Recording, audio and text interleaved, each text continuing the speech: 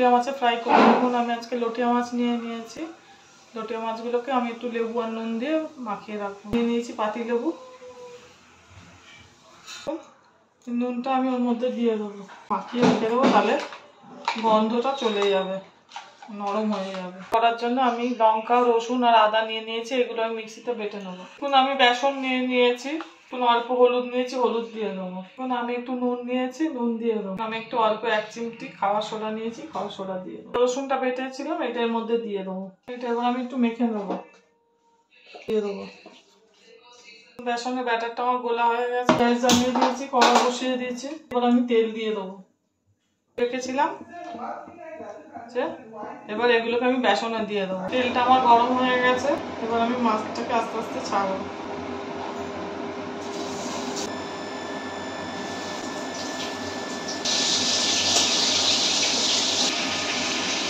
মাছগুলো আমার ভাজা হচ্ছে দেখুন।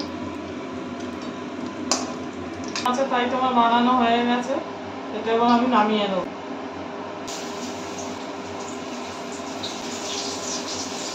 ভাজাটা আমার হয়ে গেছে, এবার আমি তুলে নেবো। দেখুন লটিয়া ফিশ ফ্রাইটা আমার বানানো হয়ে গেছে। এটা সস দিয়ে খেতে পারেন, সস, কাসুন্দি সব কিছু দিয়ে এটা খাওয়া যায়। এইভাবে বাড়িতে বানিয়ে করে খাবেন, ভালো লাগবে। আর আমার চ্যানেলটা লাইক, সাবস্ক্রাইব আর শেয়ার করুন।